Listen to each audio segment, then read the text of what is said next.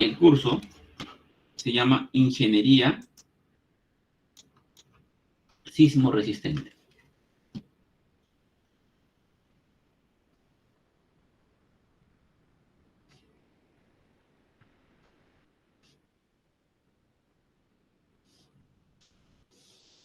Sismo resistente. Con respecto al nombre del curso, generalmente escriben sismo resistente juntos y con 2 R's, ¿ya? Esa es una observación que estaba teniendo. Y eso se van a dar cuenta. ¿Dónde estaba? Por acá estaba, creo, no está ahí. En la norma 030. Ahí está, ¿no? Mira, algunos escriben sismo resistente junto. La norma escribe sismo resistente junto con 2 R's. Ok, o sea, sí. Sismo resistente. Ok. A ver, continuamos. Esta es la clase 1. La clase 01. Que trata de que vamos a hablar sobre introducción. En esta clase 1 vamos a hablar de introducción. Todo lo que es la introducción a la ingeniería sismo resistente.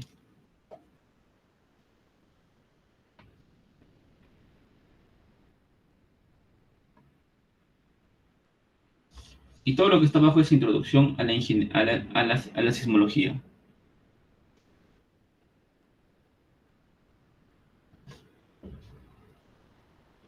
¿Ok? Introducción a la sismología. Lo que está en la parte inferior. Introducción a la sismología. Entonces, ¿qué esperamos aprender del curso? Lo que se espera aprender del curso es que vamos a entender los mecanismos de las fallas tectónicas, vamos a poder identificar qué tipos de ondas se generan en los sismos, ¿ok? Y vamos a terminando la sesión, tener un dominio y saber estos conceptos previos,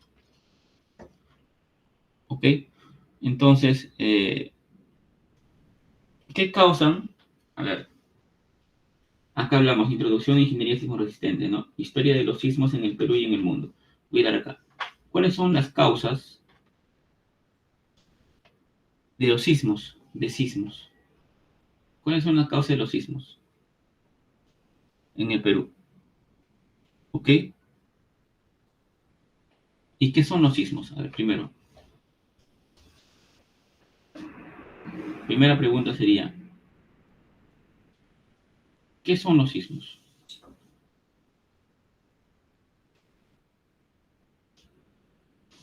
¿Los sismos qué cosa es? Es una vibración, sienten una vibración ustedes, de la corteza terrestre. ¿Ok? Es una vibración de la corteza terrestre. ¿Y cuáles son las causas de los sismos? Las causas de los sismos se deben a dos causas, especialmente en el Perú. Una que era la actividad volcánica. Es una de la actividad volcánica.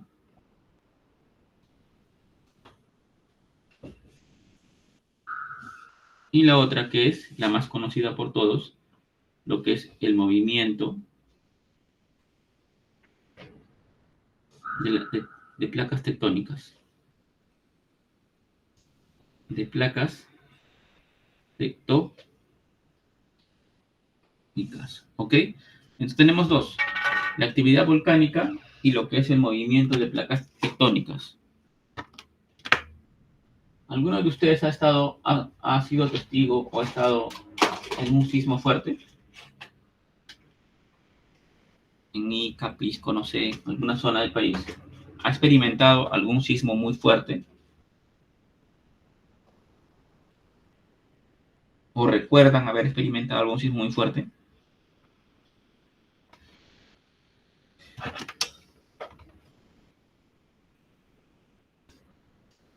La mayoría hemos sufrido el sismo del año 2007, ¿no?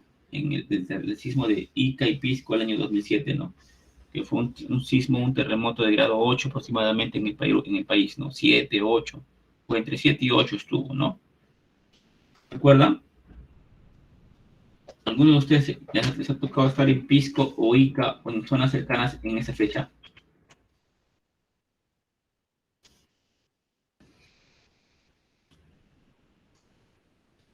¿O cómo experimentaron el sismo? ¿Lo sintieron? Porque algunos dicen que han estado en el carro, no lo sintieron. ¿Ok? Estos movimientos sísmicos van a causar bastante desgracia, ¿no? Un montón de terremotos. El Perú es una zona de alta sismicidad, ¿no? Hemos tenido nosotros a lo largo de la historia grandes terremotos, ¿no? ¿Cuál es el mayor sismo que se recuerdan que ocurrió en el país?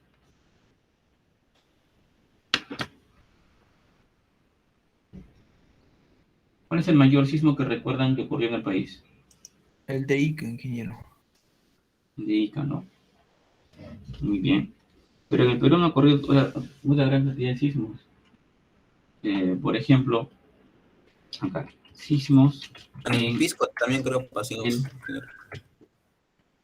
en Ica y Pisco, ¿no? Sismos en el Perú. Historia de sismos en el Perú. Tenemos una gran cantidad de terremotos, pues bien. Tenemos acá.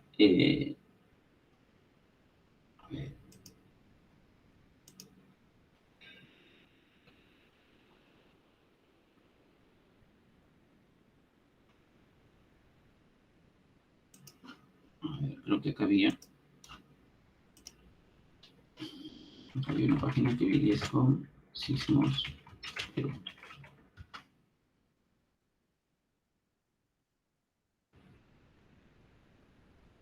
Ingeniero, yo, por ejemplo, yo soy de Ayacucho, pero me encuentro estudiando acá en Lima. De lo que he visto, Ayacucho no es, los movimientos no son constantes ni fuertes, o sea, no se siente mucho. Sí. No se siente mucho. O no ha ocurrido tampoco, creo. Así un sismo fuerte, no recuerdo que haya ocurrido. Sí, no, seguramente Ayacucho es una zona sísmica 3, o capaz en la zona donde se puede ser hasta 2, zona sísmica 3 o 2, como indica la norma, ¿no? O sea, sí, claro, puede haber que no haya ocurrido tan fuerte. Por acá había... ahorita vamos a ver la norma también, vamos a ver la norma 030 sobre esto, ¿no? Pero por acá vi una foto sobre los sismos ocurridos en el Perú. La historia, ¿no? Una breve historia de los terremotos ocurridos en el Perú. Ahorita un momentito lo encuentro y se los muestro.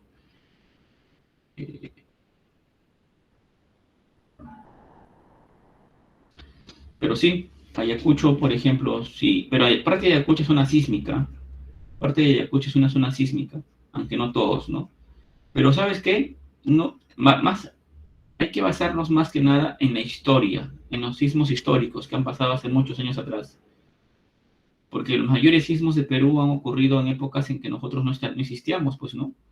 Por ejemplo, hay un sismo de Perú del año, de la época de la colonia, el terremoto que destruyó todo Callao y Lima y Callao. No sé si se acuerdan ustedes, han escuchado ese terremoto, han escuchado hablar de ese sismo. El sismo que destruyó todo Lima y Callao fue un sismo, creo que es el año 1700 y picos, es de la época de la colonia, el virreinato, ¿no? Y murieron una gran cantidad de personas. Fue un sismo de grado 9, 8.8 a 9, ¿ok? Y ese es el sismo que está esperando, ¿no? Que se está esperando ahora que ocurra, porque ya es hora de que regrese el sismo. Los sismos tienen un tiempo de retorno. O sea, todo sismo tiene un tiempo de retorno que ahora les voy a explicar. Pena que no encuentro esta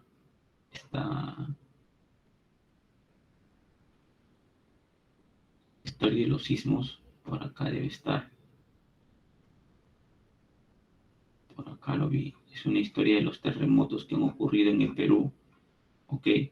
Desde los sismos del año de 1900, del año de 1700 a la fecha, ¿no? Los grandes terremotos ocurridos en el Perú. Pero, o sea, sí hay bastante daño. Las estructuras respecto a eso. El terremoto de Lima y Callao del año 1700 y picos, ese terremoto fue brutal, ¿no? Destruyó todo esa vez. O sea, en Lima murieron alrededor de más de 500 personas. ¿Y por qué murieron alrededor de más de 500 personas? O sea, pudieron haber muerto más. ¿Por qué creen que no murieron más personas, chicos, en ese terremoto? ¿Por qué creen que en ese terremoto no fallecieron más personas?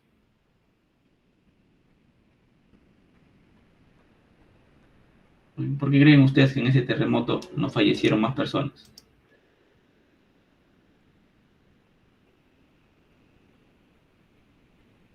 Aquí está.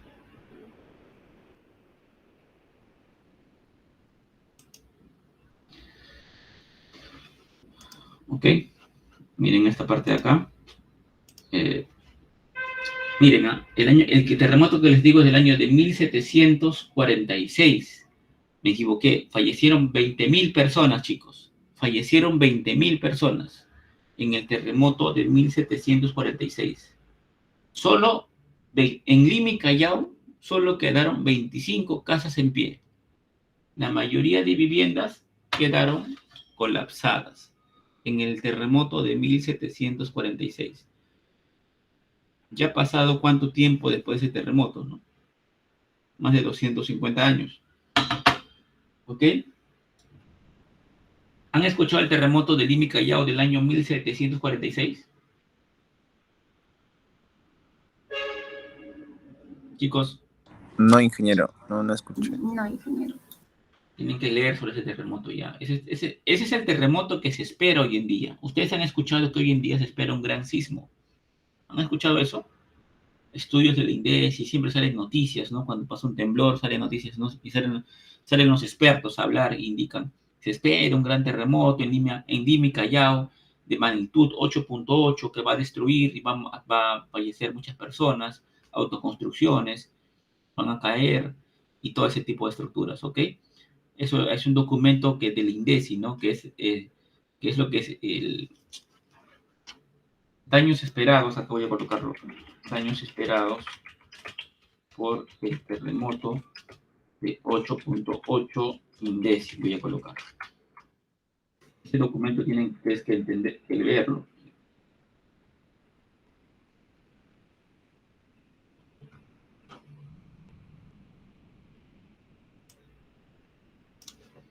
Daños por sismo. No encontré, qué raro.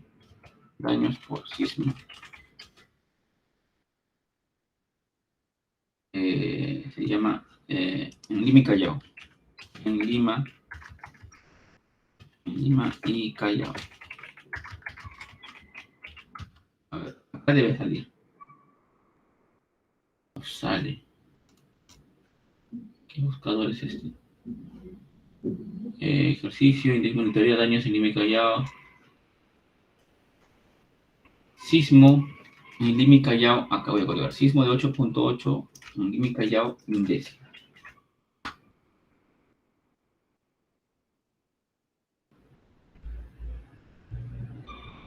Escenario sísmico. Este es el documento. Escenario sísmico de Lima y Callao. Este es el documento. No sé si les he mostrado. Ustedes lo habrán visto en el año 2017. Escenario sísmico para un sismo de 8.8. ¿Ok? De Lima y Callao. Es un informe largo, ¿no? De 50 hojas aproximadamente. Y ven, acá van a ver todas las vulnerabilidades. Sería importante que ustedes lo vean, ¿eh? Porque les afecta directamente porque la mayoría de ustedes está en Lima. Entonces, ¿qué indica? ¿Qué sale como conclusión de ese sismo? Ese sismo sale como conclusión, ¿qué cosa? Acá van a ver. Si, tomando en cuenta este escenario planteado, se estima lo siguiente. Se estima que en Lima y Callao van a haber 110.000 fallecidos. Van a haber 2 millones de heridos. Mira, sumas 353.000 más 623.000, en total es como 1 millón de viviendas destruidas o inhabitables. Imagínense ese daño de 110.000 fallecidos. ¿Por qué? Producto del sismo esperado, de todo este estudio del INDECI, SISMI, de la UNI, de varios organismos del Estado. ¿Ok? ¿De qué? De un sismo de 8.8. ¿Y ese sismo quién es? Es el sismo que se espera que regrese. Los sismos se trabajan con probabilidades y generalmente los sismos regresan, dicen, ¿no? Entonces, ¿qué sismo va a regresar? Va a regresar este sismo del año de 1746. Por eso dicen, hay mucho silencio sísmico. este fue un gran terremoto y se espera que ese gran terremoto vuelva a suceder en Lima. ¿Ok? En su momento ese terremoto dejó 15.000 heridos y 20.000 muertos. ¿Por qué no dejó más muertos, chicos? Porque no había más gente. Si hubiera habido más personas, hubieran fallecido más personas. Lima cada vez se va poblando más y más y más con más personas.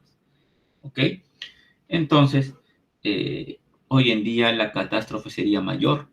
¿Ok? ¿Por qué? Porque hay mucha autoconstrucción, hay mucha construcción irresponsable y eso es preocupante. Wow, esto era. ¿Ok? Entonces, ya no habrían 25, o sea, casi 1 millón de viviendas destruidas, 200.000 heridos, 110.000 muertos. Terrible. ¿Ok? Entonces, ¿por qué? Porque somos un país de alta sismicidad. Somos un país altamente sísmico. Esto lo voy a copiar acá.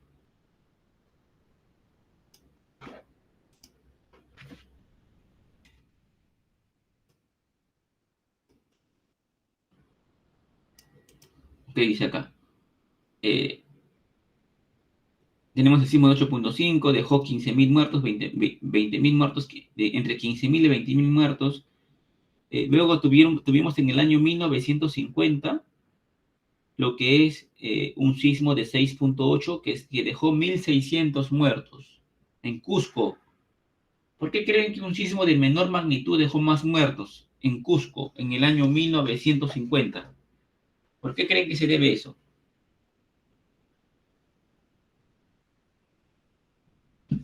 Un sismo de 6.8 no es tan fuerte, ¿ok? Pero dejó muchos muertos en Cusco. ¿Por qué? ¿A qué se debe eso, chicos? Yuli, ¿a qué se debe eso? Uno podría hacer así también como la parte psicológica, de que las personas buenas se desesperan, ¿no? Tal vez por eso. Y también sería por las construcciones de las casas, ¿no? Que tal vez no han respetado las normas técnicas de diseño. Va más que nada por lo segundo, Yuli. Claro, que también cuando hay terremotos siempre hay gente que muere de infarto, ¿no? Se asustan y todo eso. Pero va más que nada por lo segundo, por las construcciones. Y más allá de que no respeten las normas, se debe a lo siguiente, que las construcciones en Cusco, ¿cómo son? Son construcciones antiguas, ¿no? Cusco es una ciudad antigua. Construcciones de adobe, de quincha, ¿ok? O sea, ahí no construyen, en el año 1950 difícil encontrar las construcciones de concreto armado. O sea, eran construcciones artesanales, adobe, quincha, barro y todas esas cosas. Esas construcciones son muy vulnerables, son muy frágiles ante un sismo. Ocurre un terremoto, inmediatamente colapsan sin avisar. No te dan tiempo de que tú te digas, uy, terremoto está temblando y salgas corriendo por la puerta de tu casa. Porque cuando ya quieres reaccionar y salir corriendo, ya te aplastó la vivienda. Porque son estructuras que son muy frágiles, ¿ok? Su construcción es así. Entonces, debido a ese tipo de construcción, es una construcción artesanal con quincha, barro, todas esas cosas, las casitas se cayeron. Y al caerse las casitas, aplastan a los residentes de las casas y esos fallecen, ¿no? En el evento sísmico. Por eso van a ver ustedes que en el terremoto de Cusco del año 1950, de 6.8 grados de magnitud, hubo 1.600 muertos. ¿Ok? Luego tenemos el terremoto de 1970 de Ancash, que es el terremoto más famoso del Perú, ¿no? Este dejó 70.000 muertos, chicos. 70.000 muertos. El terremoto de Ancash. ¿Por qué dejó 70.000 muertos? No todos fueron víctimas del terremoto. ¿A qué se debieron esa cantidad de muertos? ¿Sabe?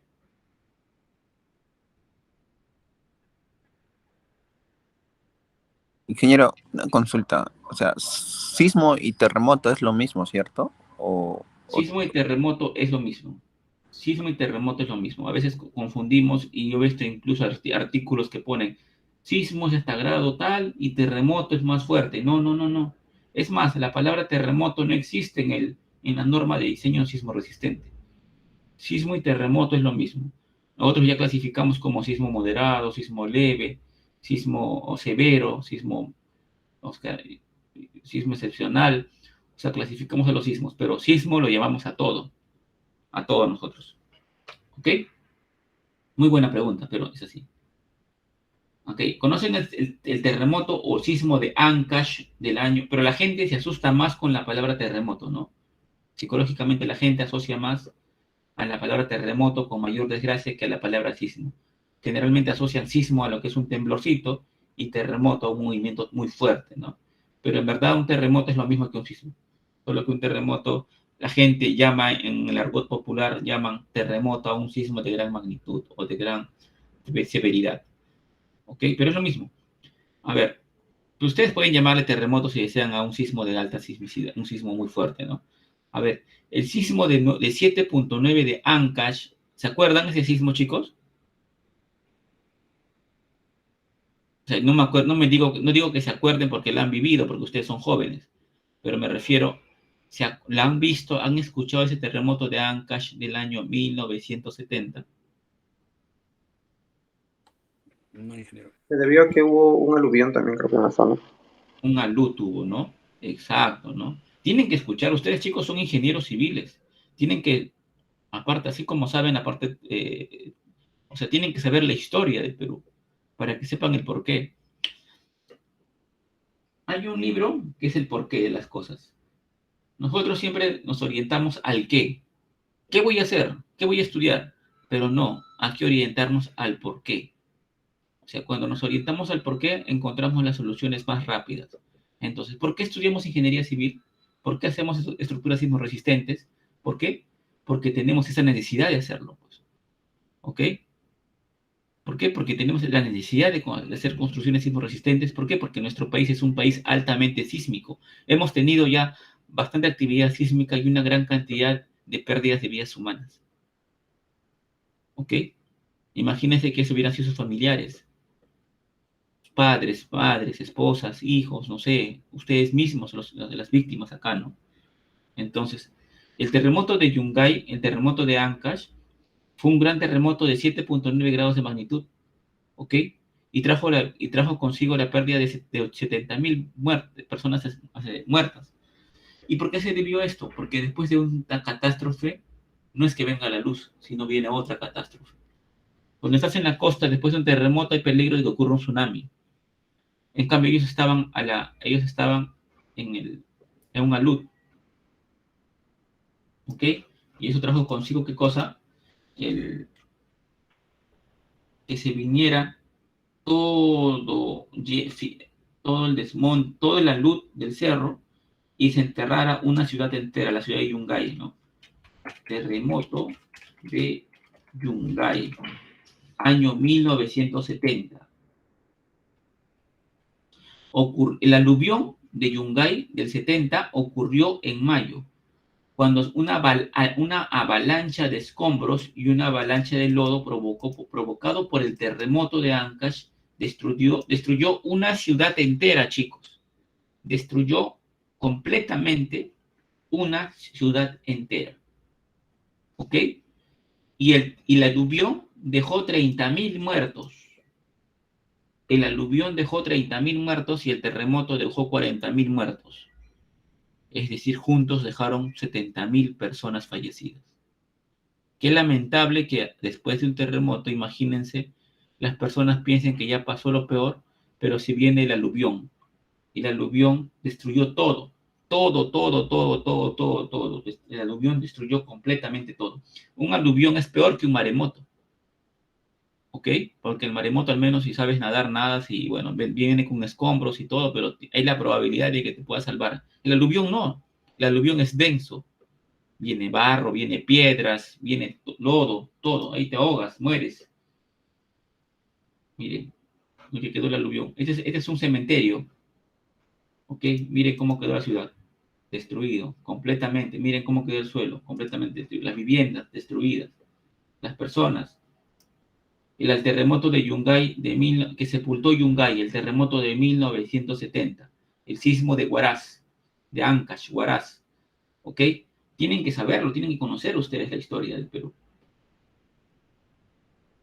Miren, ¿cuántos años? Acá está una noticia de ese momento, ¿no? 800.000 damnificados. Es un periódico de la época, seguramente, y dice que en esos momentos los muertos sumaban 40.000 personas fallecidas. ¿Ok? La reconstrucción en esos años de 1970 costaba 230 millones de dólares, un montón de plata hoy en día, y era aún más plata en esos momentos. ¿Ok? Imagínense la desgracia que ocurrió. El terremoto de Yunga. Entonces, hay que entenderlo, ¿no? Hay que comprenderlo, hay que saber, es cultura general para nosotros. Eso fue en el 70. Luego en el 74, y acá en el 70 se creó se crea la primera norma de diseño, sismo e INDECI. O sea, ese terremoto tuvo tanto impacto social que antes de ese terremoto no existía la cultura de ingeniería sismo resistente. Trabajábamos bajo ciertos criterios, chicos.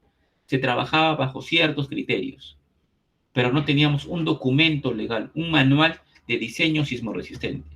A partir del año 70, después de la pérdida de 70.000 personas, que han fallecido tantas personas, el gobierno reacciona y dice, es necesario y urgente tener una norma sísmica, una norma de diseño sismo resistente.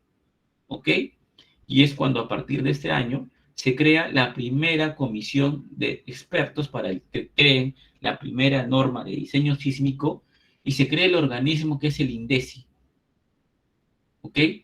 Es el INDECI. Este INDECI fue la que elaboró este plan que les comenté acá, el escenario sísmico de Lima y Callao. ¿Ok? ¿Qué significa INDECI? Instituto Nacional de Defensa Civil. ¿Ok? ¿Qué cosa tiene esto que ver? Que tiene que ver, es la preparación ante desastres, ¿no? El INDECI se encarga de ver todo esto.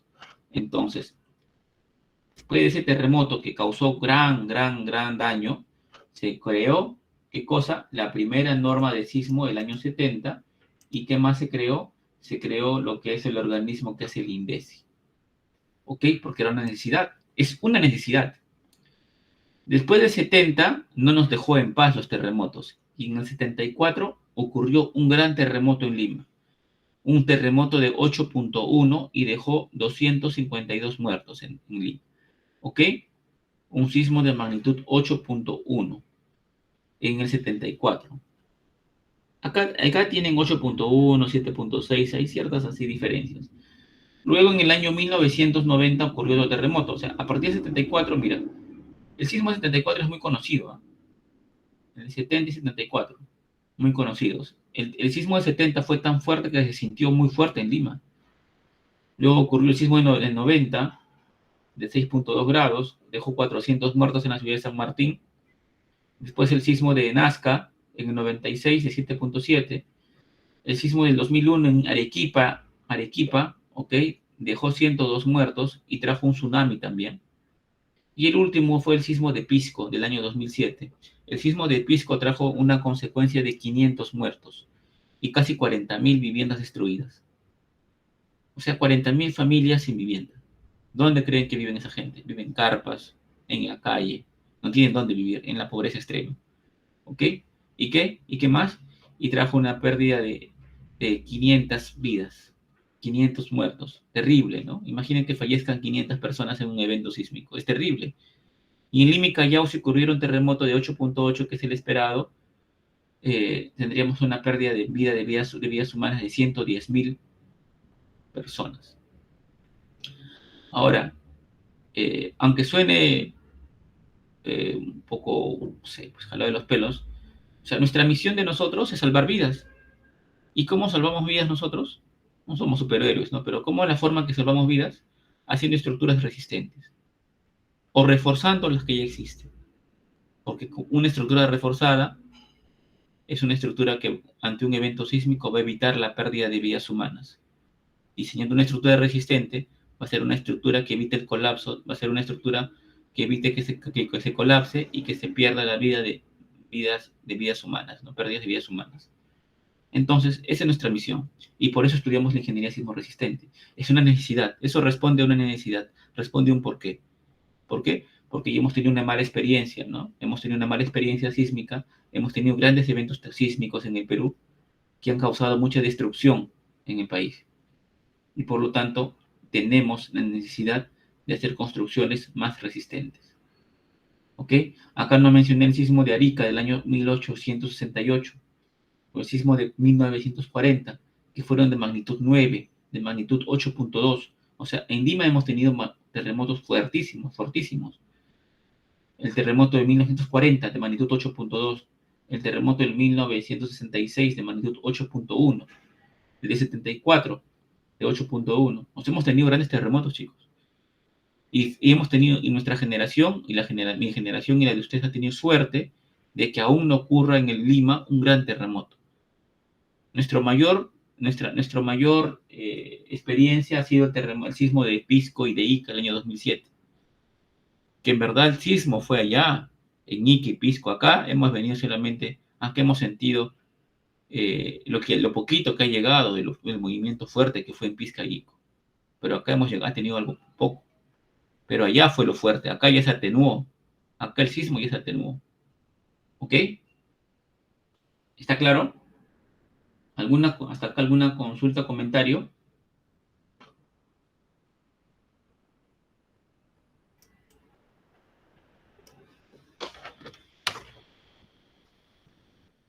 Ok, entonces esto correspondería a lo que es la historia de los sismos en el Perú.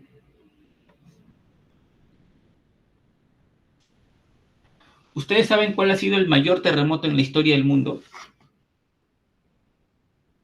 El mayor terremoto en la historia del mundo, ¿saben? El mayor sismo que ha ocurrido en la historia del mundo. En Japón, creo, ingeniero. En Japón, sí, en Japón ha habido grandes terremotos, pero el mayor terremoto en la historia del mundo fue en Chile. En Chile, alrededor del año 1950, me parece, ocurrió un terremoto de magnitud 9.8, algo así, casi 10, que duró 14 minutos. Se llama el terremoto de Valdivia. Chile es un país de alta sismicidad, incluso de mayor sismicidad que Perú. Y Chile es un país que ha tenido muchos terremotos a lo largo de su historia y por eso tiene una ingeniería sismo resistente, una ingeniería estructural muy avanzada y superior a la nuestra. Chile tuvo el mayor terremoto de la historia, no de Sudamérica, sino de la historia, que es el terremoto de Valdivia. ¿Ok? Acá lo voy a colocar. Hay que hay que saber estas cosas. Son importantes, ¿ok? Pues acá voy a colocar eso, eso cuál fue. Antes de colocar el sismo, voy a colocar acá el sismo que se espera, ¿no? También para tener, me olvidé de subir esto. Ok. Esto es lo que esperamos obtener pronto. O sea, cuando digo esperamos, no es porque querramos que pase, así no es porque, bueno, va a suceder y tenemos que estar preparados, ¿no? Y Dios quiera que podamos sobrevivir a esto, ¿no? A ver, ¿cuál es? Este de acá, ¿no? ¿Qué indica? Acá voy a colocar.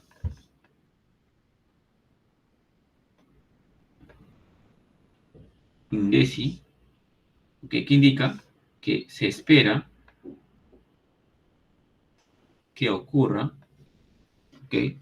Se espera que ocurra un sismo, ¿ok? De magnitud 8.8, ¿ok? Que deje como consecuencia que deje como consecuencia, ¿cómo puedo poner esta palabra? A ver, que genere una pérdida, ¿ok?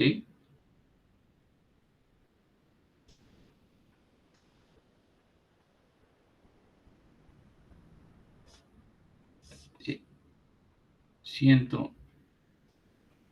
no, genera una pérdida. A ver, ¿cómo lo llaman acá? Acá lo llaman que traiga como consecuencias, ¿ok?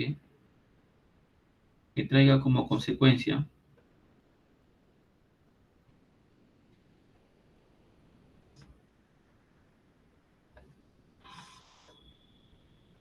$110,000 fallecidos,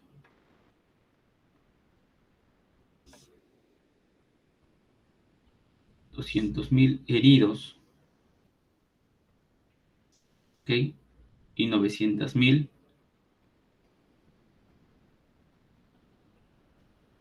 viviendas destruidas. ¿Ok? Es lo que espera que ocurra el índice. ¿Ok? Es el sismo esperado. Se espera un sismo de magnitud 8.8. ¿Ok? Esas cifras son alarmantes. Ahora, vamos a hablar del gran terremoto. Acá voy a colocar el sismo más grande ocurrido en el mundo, ¿okay? O registrado en el mundo. Voy a colocar acá, registrado en el mundo.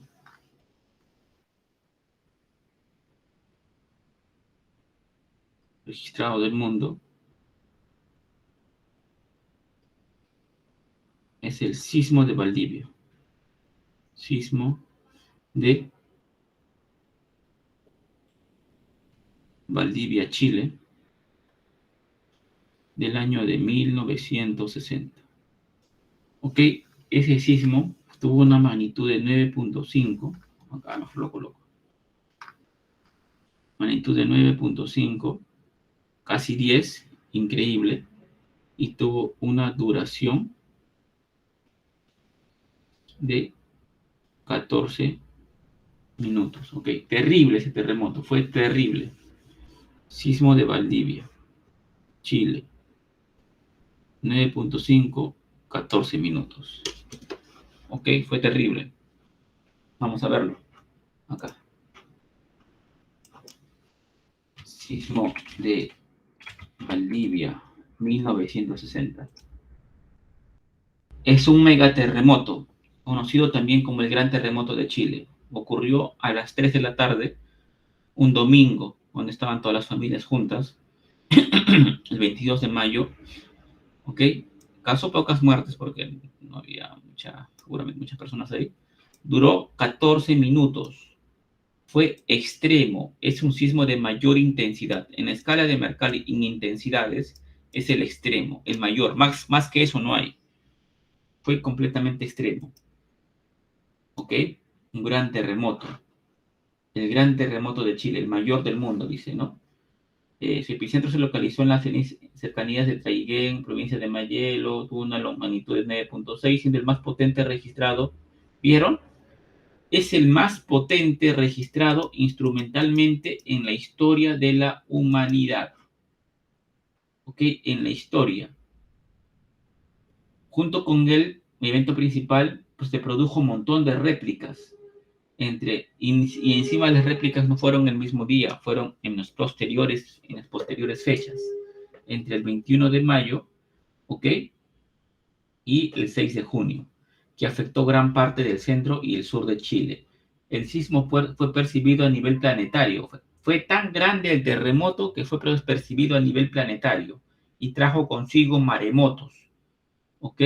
Se extendió en diversas localidades a lo largo del Océano Pacífico, incluyendo Hawái. Imagínate, hasta las costas de Japón llegaron los maremotos.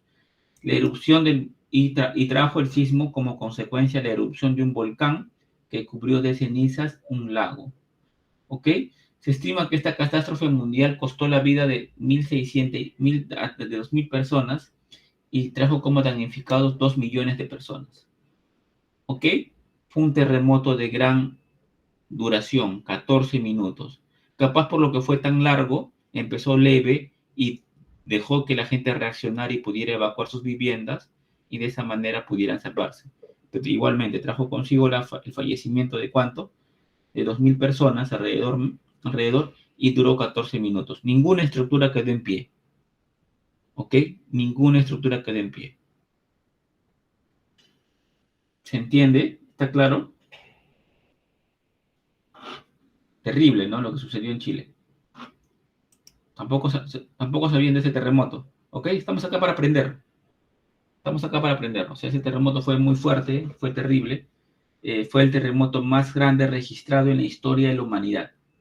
¿Ok? Fue el terremoto más grande registrado en la historia de la humanidad. ¿Ok? ¿Hasta acá hay alguna consulta? ¿Todo está claro? ¿Todo está bien? Tierra, ¿no? ¿Cómo está, para entender, cómo está conformado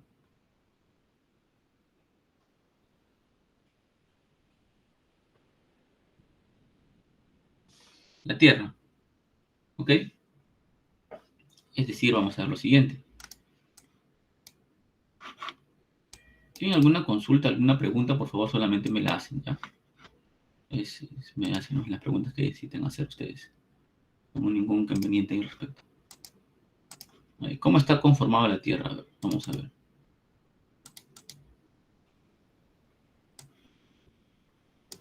La Tierra, ya sabemos, ¿no? Está conformada por lo que es el manto, lo que es el núcleo interno, el núcleo externo, y todo lo que tenga que ver adentro también. Entonces, ahora vamos a ver eso. La Tierra. La Tierra puede ser, a ver, esto de acá, ese planeta Tierra, ok, internamente tenemos ese núcleo, y acá tenemos otra capa más, ok. Entonces, el núcleo tiene dos capas, ¿no? Un núcleo que es el núcleo interno, pues esta parte de acá es el núcleo interno. El resto que voy a sombrear acá es el núcleo externo.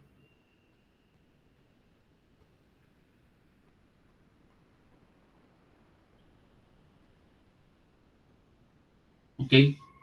El resto que estoy sombreando ahora va a ser lo que es el manto, lo que le llaman el manto. Esto de acá es el manto.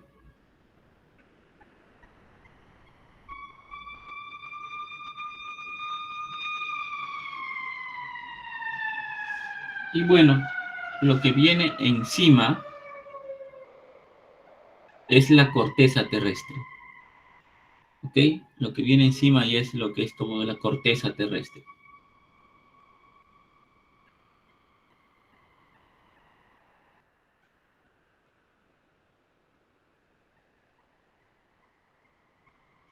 ¿Ok? Esa corteza la voy a colocar de este color.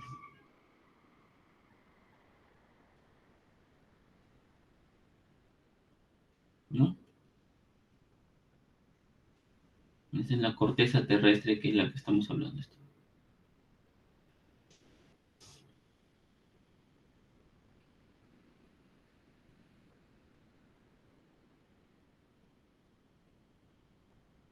Entonces vemos lo siguiente. A ver, esta parte de acá es el núcleo interno. Esta parte de acá le llaman lo que es el núcleo externo. A ver, este de acá sería el núcleo externo. Es nuestro planeta. ¿Ok? Esta zona que se observa acá es el manto. Y lo que se observa acá afuera, esta es la corteza. Es donde ocurren los movimientos telúricos. Si tenemos que hablar, el núcleo interno es sólido. Es un elemento sólido. El núcleo externo es líquido. Es un elemento líquido.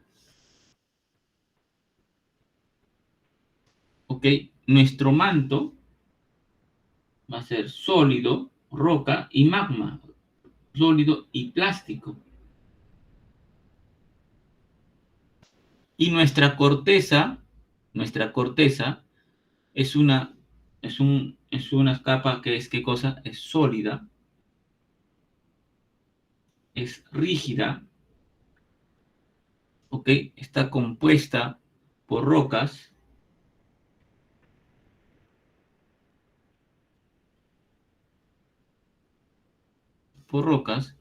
y tiene un espesor aproximado de 35 kilómetros.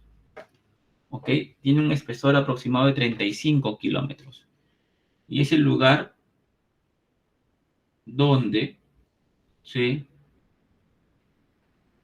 producen los sismos.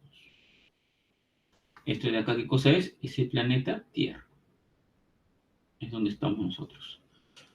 ¿Ok? ¿Está claro? ¿Hay alguna consulta sobre esto? Por ejemplo, el núcleo interno, ¿cuánto mide, profesor? El núcleo interno tiene un radio aproximado de 1400 kilómetros. ¿Ok? El núcleo externo, como les comenté, se encuentra en estado líquido y está compuesto especialmente por metales como ¿quién? Como el hierro y el níquel. ¿Ok? ¿Y qué tiene? Tiene un espesor, porque acá en el radio tiene un espesor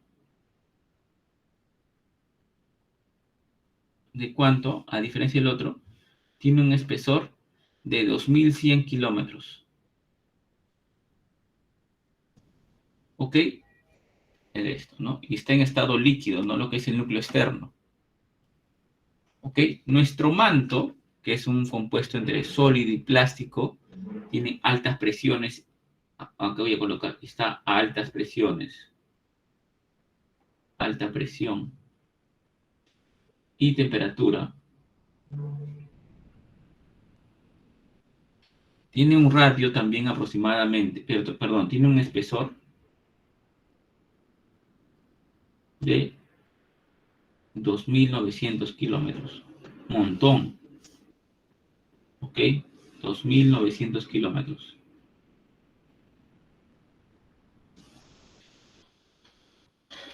¿Ok? Y finalmente, la corteza, que es donde nosotros vivimos, ¿ok? Tiene el siguiente espesor, ¿no? Por ejemplo, cuando estamos en un continente, acá, perdón, acá mejor coloco así, espesor.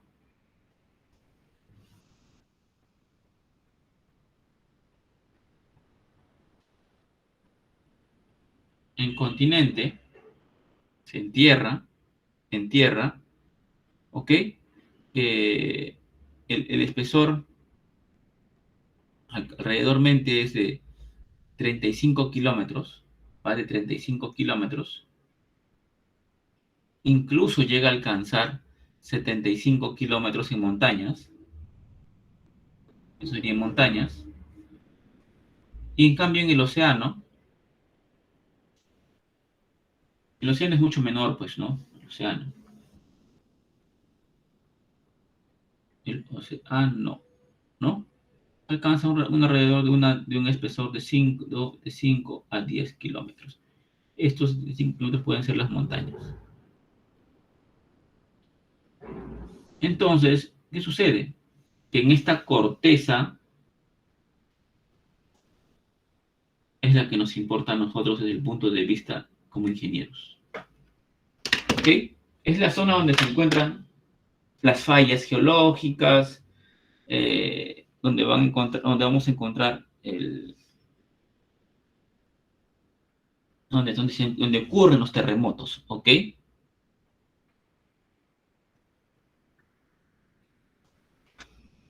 Acá hay algo que también me gustaría comentar, ¿no? Ustedes lo han escuchado seguramente de la litosfera. La litosfera está formada,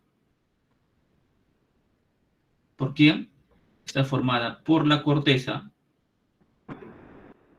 por la cáscara de la Tierra, ¿no? Por la corteza,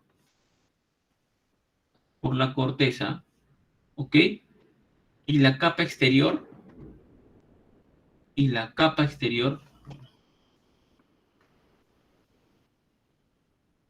y la capa exterior del manto. ¿Ok? Entonces, la litosfera está conformada por la corteza y la capa exterior del manto. Hasta acá, ¿todo claro? ¿Hay alguna pregunta? ¿Se entiende lo que estamos viendo? Es más que nada para que vayamos conociendo, ¿no? A qué nos estamos enfrentando. O sea, al final de cuentas, nosotros vivimos en la corteza. Nunca vamos a llegar al manto, ni el núcleo interno, ni el externo. O sea, es imposible que lleguemos ahí. No vamos a llegar. Solo estudiamos lo que es el manto de la Tierra. ¿Ok? O la litosfera, más que... O también podría ser la litosfera.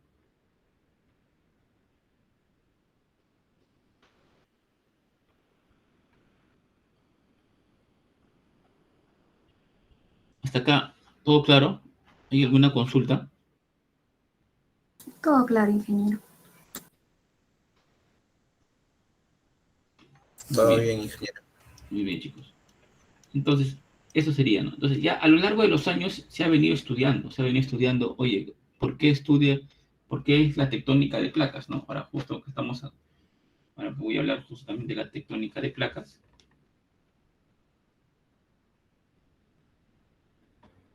Tectónica de placas. ¿Ok? Tectónica de placas. Entonces, han habido un montón de modelos para tectónica de placas. Por ejemplo, ha estado lo que es en el año 68, el que hizo la ley de Hooke. Hooke puso un discurso sobre terremotos en donde indicó la respuesta elástica elástica ante terremotos y los fenómenos geológicos que esto generaba. Por ejemplo, eso fue en el año 1668, imagínense cuántos años atrás. Después ya más o menos en en los años 1800, ya Robert Mallet empezó a dar los primeros indicios de la sismología y en su informe, ¿no?, sobre la sismología moderna, ¿ok? Luego, después, antes de eso todavía, en el siglo XIX, o sea, en los años antes de él todavía en el año 1800 también estuvo von Humboldt, ¿no? Von Humboldt empezó a estudiar sobre lo que es lo que causa los terremotos, ¿no? Y cómo vinculan los terremotos ¿a qué? A las fallas geológicas. Entonces, podemos decir esto, ¿no? Que si hablamos un poquito de historia, por ejemplo, de fallas tectónicas, en el siglo XIX, ok, así sería 19, von Humboldt, es conocido ese nombre, seguramente lo han escuchado ustedes, von Humboldt, ok, comienza a vincular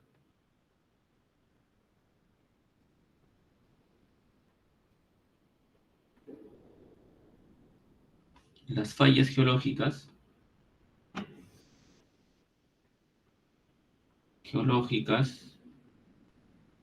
a los terremotos.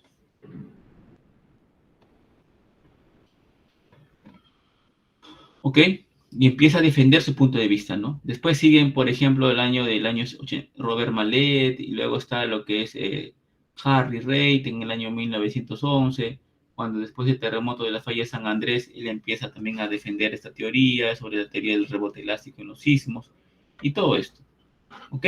Y así siguieron habiendo más y más y más teorías sobre las placas tectónicas, ¿ok?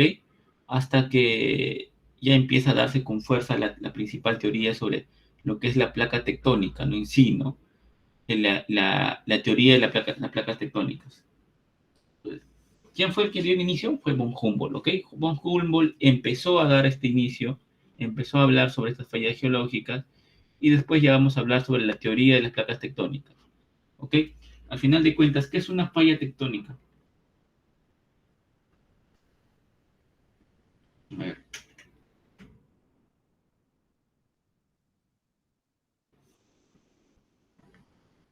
Voy a colocar de la siguiente manera, ¿no?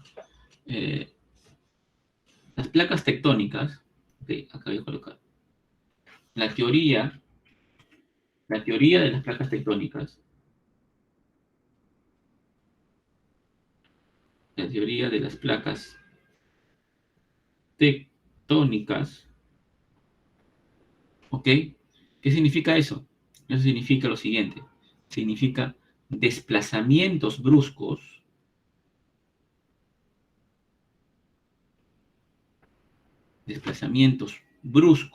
¿ok? ¿En dónde?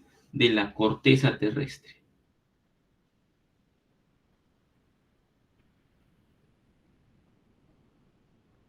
Y ya sabemos dónde está la corteza, ¿no? Son dos desplazamientos de suelos bruscos, ¿en dónde? En la corteza terrestre, ¿ok? Desplazamientos bruscos en la corteza terrestre, especialmente que está dividida en placas.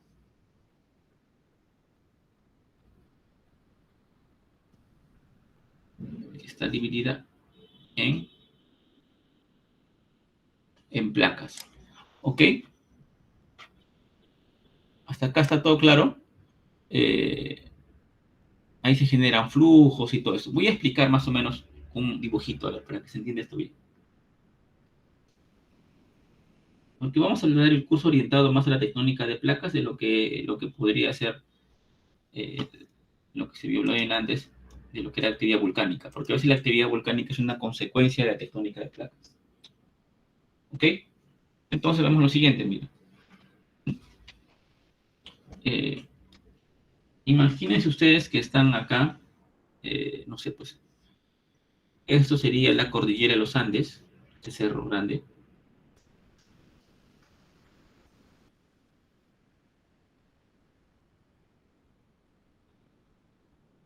De esa manera, la cordillera de los Andes. ¿Ok?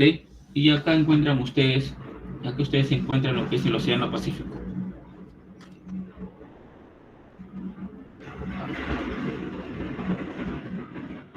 ¿Ah?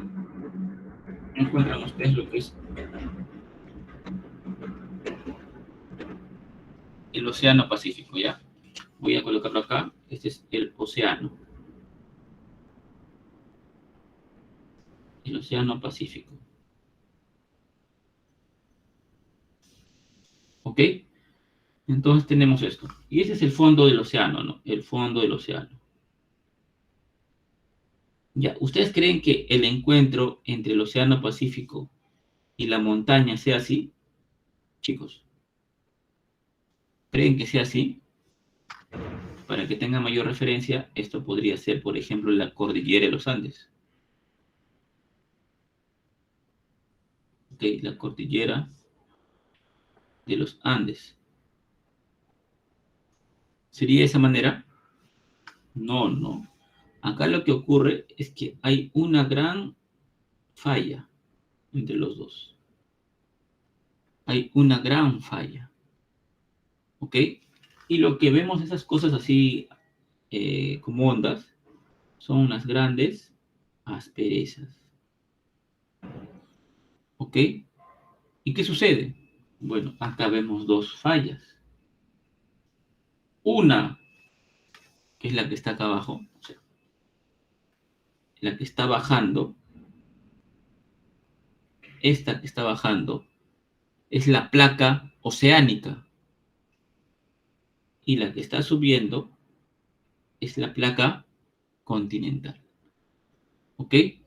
Entonces, sería lo siguiente.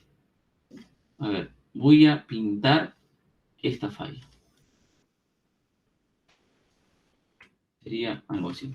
Viene la falla.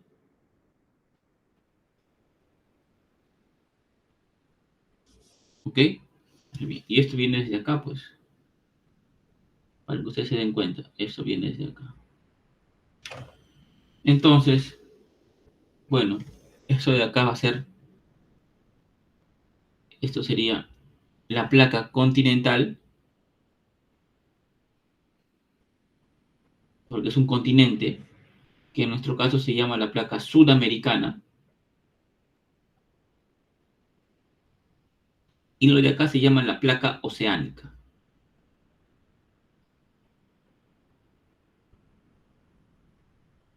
que nosotros lo llamamos como la placa de Nazca. ¿Ok? Como la placa de Nazca. Entonces, esto de acá es la corteza oceánica. Esta es la corteza oceánica. ¿Ok? Hasta acá está claro. ¿Hay alguna consulta al respecto? Cuando ustedes ven esto de acá, ¿sí? Esas son mis asperezas. Las asperezas que traen como consecuencia, chicos. Una fuerza que se llama ¿cómo? ¿Qué trae como consecuencia las asperezas? ¿Qué trae como consecuencia una aspereza? Fricción. Exacto, fricción. Entonces, esto de acá es una superficie de fricción. Una superficie de fricción. Y le llaman superficie de fricción interplaca o interplaca. ¿Ya? Interplaca. Y esa superficie de fricción es lo que se le llama la falla. Es el encuentro. ¿Ok? Entonces ustedes se van a dar cuenta de algo. Que esta montaña, ¿por qué ha crecido a lo largo de los millones de años que ha pasado? Porque esta cordillera o montaña ha sido formada, ¿ok? Ha sido formada por ese fenómeno que le llaman por la subducción. Ese fenómeno que están viendo con una placa baja y otra a su vez se llama la subducción de la placa de Nazca, o sea, de la oceánica. La placa de Nazca se está metiendo y como consecuencia de que se está metiendo, está levantando la continental y por lo tanto la montaña va creciendo y va creciendo. ¿Ok? Esto de acá se le llama como una falla, es el encuentro, una falla por subducción, que es el encuentro entre una placa oceánica, ¿ok? Y una placa continental, oceánica con continental, así como la universidad, ¿no? Aquí está placa continental, y aquí está la placa oceánica. ¿Ok? Entonces sería esto. A ver, acá creo que puse una figurita. Las fallas. Tipo de fallas. Esta es la falla, esta es la falla. ¿Ok? Sismos y acá las fallas. Interesante, ¿no? ¿Les gusta esta parte? Esa sería mi falla. ¿Ok? El encuentro, ¿no? Por ejemplo, acá dice, ¿no? Este es el... Y acá podríamos comentar lo siguiente. La placa de Nazca, mira, observando, ¿no? De la figura. La placa de Nazca o la placa oceánica se introduce bajo la placa sudamericana. Esto libera mucha energía debido a esta fricción. La fricción es una fuerza de fricción. Al haber, ¿cómo se llama? Desplazamiento entre placas, hay una fuerza, hay una energía debido a esta fricción, una energía liberada debido a la fricción. ¿Recuerdan ustedes que ustedes trabajaban con la energía? Cuando ustedes han llevado el curso de dinámica, seguramente, han llevado lo que es fuerza y energía. Y la fuerza de fricción producía un trabajo. Y el trabajo era la fuerza por la distancia. Y ese trabajo también tenía unidades de energía, que era joules. Entonces, esta fuerza de fricción, cuando ocurre un desplazamiento, hay una energía liberada por fricción. Y esa energía liberada por fricción son los terremotos. Al final de cuentas, los terremotos se miden en la energía liberada. ¿Cuánta energía estoy liberando? Mayor energía liberada, mayor terremoto. Es decir, si hay, en conclusión, al haber mayor desplazamiento interplaca, al haber mayor desplazamiento interplaca, va a ocurrir mayor energía liberada por fricción, ¿sí? Y al haber mayor energía liberada por fricción, va a haber un sismo más grande, un terremoto más grande, consecuencias más desastrosas. ¿Ok? ¿Se entiende? Entonces, en la figura, ¿qué podríamos decir?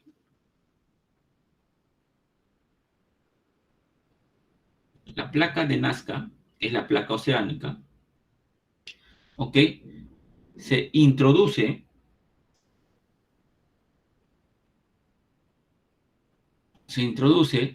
bajo o debajo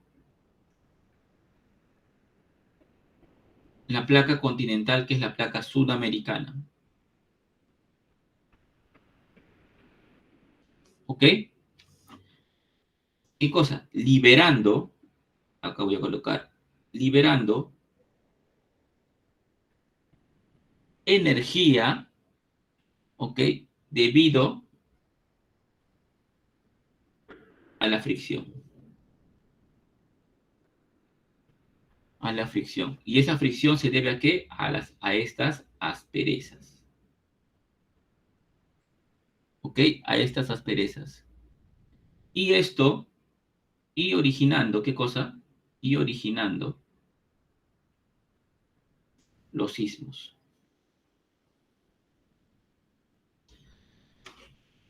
¿Qué son esas asperezas? Ustedes acá voy a colocar asperezas, sismo. ¿Okay? Nosotros estamos ahorita tranquilos gracias a que una aspereza esté evitando que haya un deslizamiento intraplaca. Si no hubiera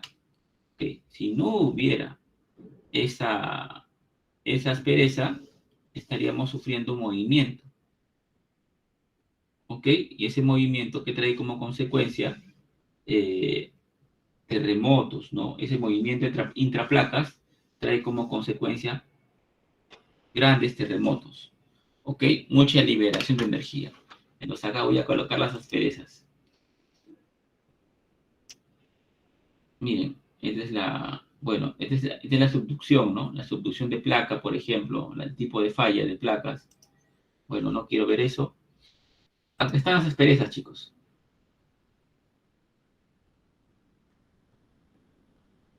¿No? Las asperezas que tenemos acá en Lima. Estas son grandes asperezas. ¿Ok? Nosotros estamos tranquilos gracias a estas asperezas. Cuando estas asperezas logren fallar, o sea, cuando el movimiento venza las asperezas, a esta fricción, va a haber desplazamiento interplaca, y ese desplazamiento interplaca va a tener como consecuencia grandes terremotos. ¿Ok? Acá voy a colocar asperezas, placas de sismo. ¿Qué le va a aparecer?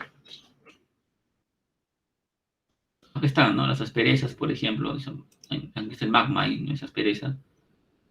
A ver. ¿Ustedes han escuchado al ingeniero Hernando Tavera? ¿Ustedes han escuchado al ingeniero Hernando Tavera?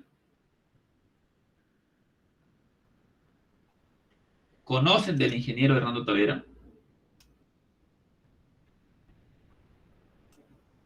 No, nada, ingeniero. Siempre lo paran entrevistando cuando ocurre un gran terremoto. Es el presidente del IGP, es muy conocido, que sabe bastante de lo que es sismología. Es un trome en sismología. Se podría decir que es la persona más preparada en lo que respecta a la sismología en el país, en el Perú. Es un experto en sismología. ¿Ok? Y generalmente lo paran entrevistando cuando ocurre un gran terremoto, cuando ocurre temblores fuertes y todo eso. Entonces, yo les recomiendo, ¿no? Que aprendan por eso también, que sigan, tengan sus referentes para que ustedes puedan estudiar y escucharlos, ¿no? Entonces, él habla de las asperezas, ¿no? Que está la placa de Nazca y la sudamericana. El dibujo que he hecho, ¿no? Nazca y sudamericana, el mar, y acá está la montaña, ¿no? La montaña y todo esto. ¿Ok? Entonces, el ingeniero Tavera habla de las asperezas, ¿no? Asperezas de sismo. Acá voy a colocar Hernando Tavera. Él es el ingeniero Hernando Tavera. Y él habla bastante sobre las asperezas. Él estudia de eso, él estudia todos los días al respecto, está viendo cuánto se desplazan las asperezas en el país, ¿ok? El desplazamiento que estas tienen y cuándo puede venir el próximo gran terremoto, ¿no? Acá dice, el Perú, aquí es lo que expuso él, ¿no? Dice, el Perú forma parte del Cinturón de Fuego del Pacífico, eso lo sabemos. Detalló el doctor Tavera.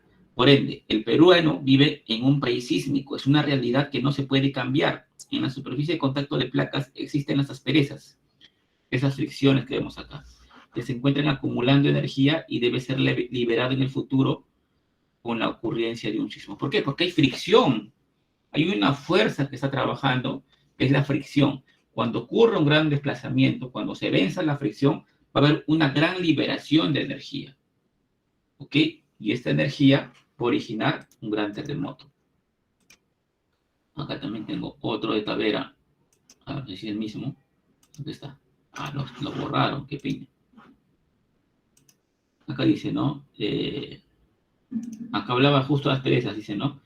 El acoplamiento sísmico máximo o aspereza sobre la superficie de fricción entre placas de Nazca sudamericana coincide su ubicación con las áreas de ausencia de sismicidad, dice.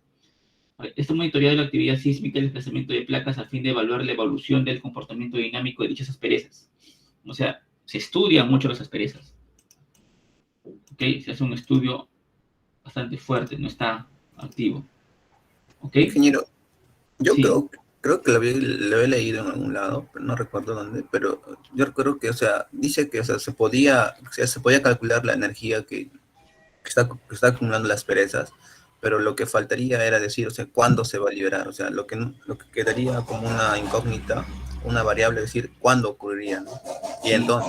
Exacto, eso es muy cierto lo que estás diciendo. O sea, se puede medir la energía acumulada, pero no se puede predecir cuándo ocurre un sismo. Porque si ocurriese lo que estás diciendo tú, sería el descubrimiento del siglo, ¿no? Porque podríamos predecir cuándo vendrá un gran terremoto. O sea, te podrían decir, oye, ¿sabes qué?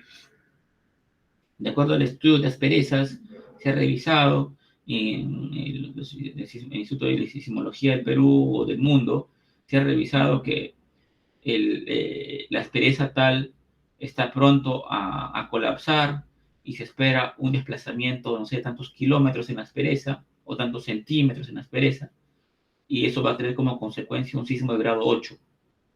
Estén preparados porque el sismo de grado 8 va a ocurrir pasado mañana. Pucha, y si todos nos preparamos, ¿no? O sea, salimos ese día, estamos en la calle, sacamos nuestra mochila, ¿no? O sea, nos preparamos para el evento, ¿ok? Pero no, todavía no ocurre eso, ¿no? O sea, hay un estudio, o sea, estudian cómo se mueven las asperezas, el comportamiento de estas, pero todavía no se puede predecir. Ah, mira, acá hay uno, este es interesante, hay un repositorio, este está bueno, por ejemplo, dice, áreas probables de ruptura sísmica del borde continental del Perú a partir de la variación del parámetro B. Esto tiene que ver mucho con ¿qué? Con el área probable de ruptura en las asperezas. Aquí estudian, dice, mapa topográfico de Perú mostrando la ubicación del área de estudio y delimitado el polígono, que es el área de estudio, que es el cinturón de fuego. Las flechas rojas indican la dirección del movimiento de placas. Aquí está el movimiento de placas, acá está cómo se hace el estudio, ¿ok? Y acá dice, distribución de epicentral de eventos sísmicos que constituyen un catálogo utilizado en el año 70 al 2010. Eventos sísmicos, ¿ok? Aquí están los eventos sísmicos. Y la distribución espacial de los valores B en el borde occidental del Perú. Las barras indican la longitud de ruptura estimada. Ah, mira. Esto de acá indica la longitud de la ruptura estimada, ¿no? El valor de B, ¿ok? Y las estrellas amarillas, los epicentros de los sismos ocurridos en el periodo. Pues acá vemos asperezas, ¿no? Dice, sobre el mapa, los valores de parámetro B se han indicado los epicentros de los sismos con magnitudes mayores a 7 estrellas ocurridos en el último 40 años. El sismo del 70, el de Ancash, el de Yungay, el de 96, ¿ok? Aquí dice el mapa de periodos de retorno local de los terremotos, o sea, los terremotos cada cuánto tiempo vuelven, cada cuánto tiempo regresan, y acá está la probabilidad de ocurrencia, ¿no? El mapa de probabilidad de ocurrencia. Acá en la zona roja en el Moquegua, hay un 80% de probabilidad de que pronto ocurra un terremoto.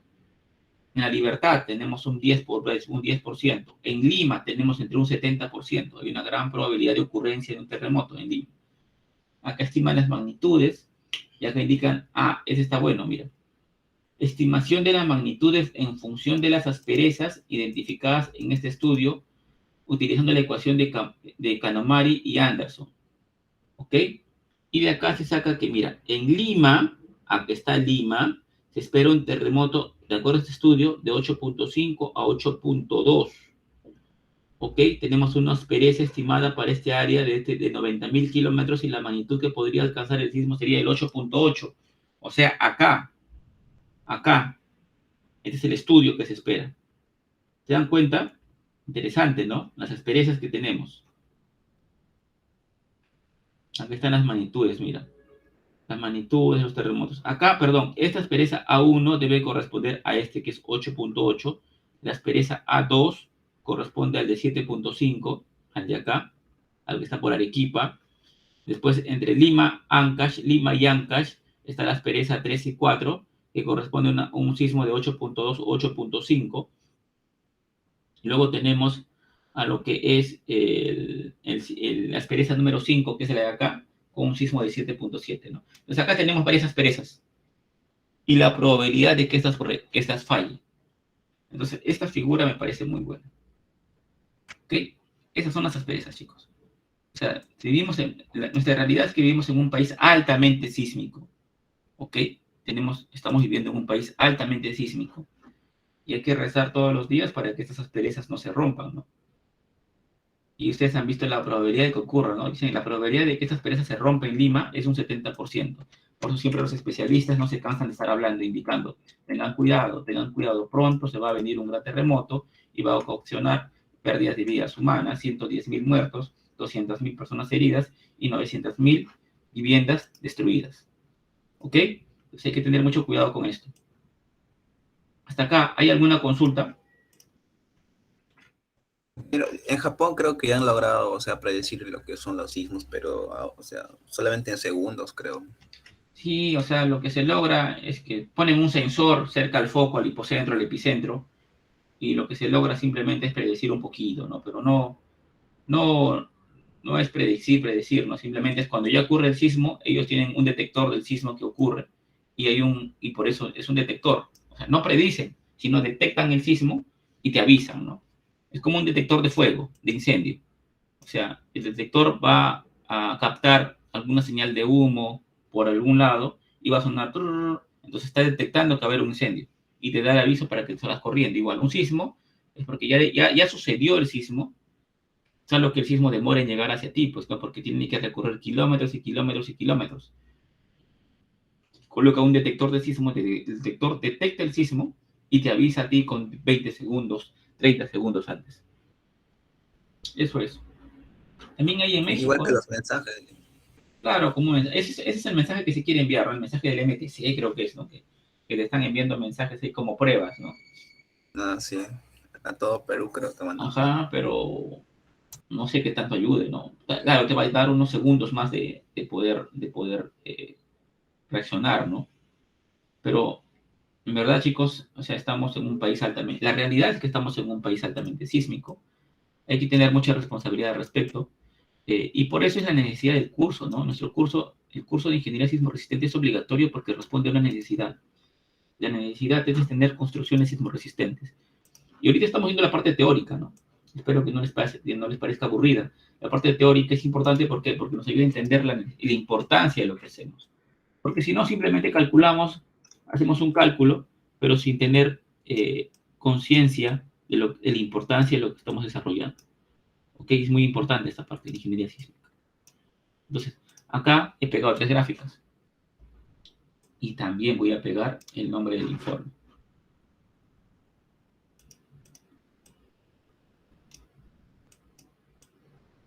Más que nada voy a pegar estos dos.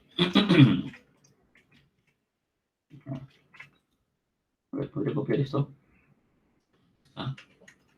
O lo pongo con mi lapicero.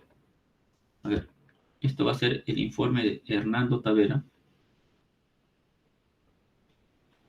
El doctor, ¿no? Es un doctor ingeniería de sismología. Hernando Tavera.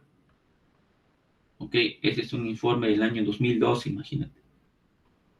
Hace 10 años, el año 2012. Seguramente esas probabilidades se han aumentado, ¿no? y de Cristóbal Condori.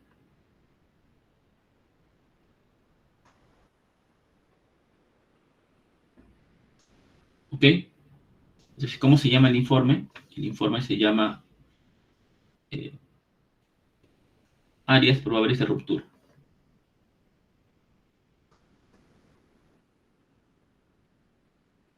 Áreas probables de ruptura sísmica. Hablan en el borde continental porque está en la costa, ¿no? Sísmica, es decir, acá tiene que ver mucho con las asperezas. ¿Ok? Asperezas. La zona de acoplamiento es la zona donde se encuentra en la falla, ¿no? Entre una falla, interplaca que llaman, ¿no? La zona de contacto interplaca es la zona de acoplamiento, ¿no? Y estas zonas son propensas a generar sismos de gran magnitud como consecuencia del proceso de subducción de la placa. Subducción, el que les comenté, ¿no? Esa subducción de la placa. ¿Ok? Oceánica, dice la subducción de la placa oceánica de Nazca bajo la continental, ¿no? La plánica. ¿Ok? La plánica de Nazca está abajo, la continental que está arriba, ¿ok? Sudamericana. Se aplica la metodología de propuesta por Wimmer y Wing para evaluar la variación del espacio-tiempo del parámetro B haciendo uso de catálogos sísmicos del IGP.